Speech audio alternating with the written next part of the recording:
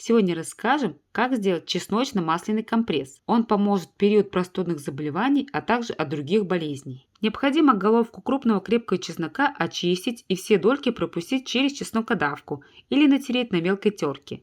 Особые лечебные свойства имеет осенний крепкий чеснок. Максимальную пользу чеснок приносит в измельченном виде. Пик концентрации аллицина наблюдается в перетертой или истолченной чесночной кашице, постоявшей на воздухе около 10 минут. Именно этот период времени требуется на разрушение клеток зубчиков и выделение аллицина. Ученые выяснили, что это вещество способно проникать сквозь человеческую кожу и путешествовать по организму, добираясь из любой точки тела, даже из самой дальней – ступни ног, к ротовой полости. Своим специфическим запахом, как и способностью помогать при простуде, чеснок обязан содержанию природного антибиотика аллицина. Это вещество обладает мощными противовоспалительными, антибактериальными, иммуностимулирующими и дезинфицирующими свойствами. Аллицин легко, не нуждаясь в специальном переносчике, проходит клеточные мембраны и через подкожные сосуды проникает в кровь. Далее берем несоленое растопленное сливочное масло, горячее. Его необходимо размешать с чесноком в пропорции 1 к 1.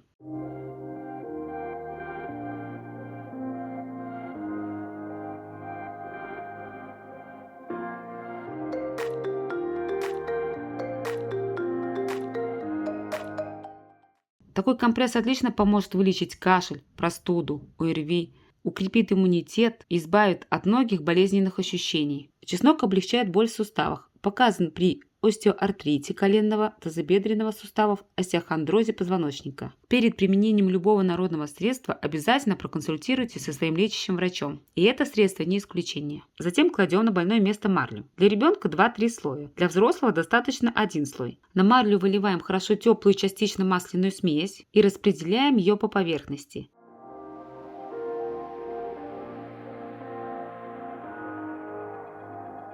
Сверху кладем тряпочку, например, хлопчатобумажную. Затем целлофан или полиэтиленовый пакет. Можно сверху опять тряпочку или вафельное полотенце. Затем необходимо закрепить компресс с помощью обычного или эластичного бинта. С помощью эластичного удобнее. На больное место надеваем теплую одежду и ложимся спать. Взрослые могут компресс держать и всю ночь. Следите за своими ощущениями.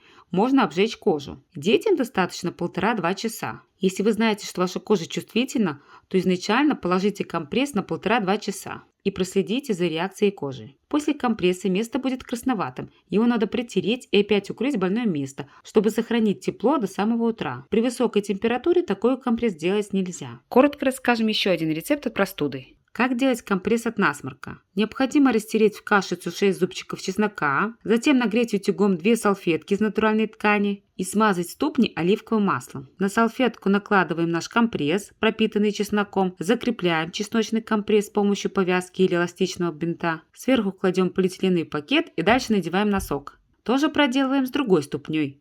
Держать такой компресс также рекомендуется для детей от 1,5 до 2 часов, а взрослым можно и больше. Компресс снимаем. Еще одну версию, как лечить кашель и простуду с помощью чеснока и масла, смотрите на нашем канале Супер Родители. Ссылочку оставим в описании под этим видео. Если вам понравилось это видео, ставьте лайк и подписывайтесь на наш канал. Будьте здоровы!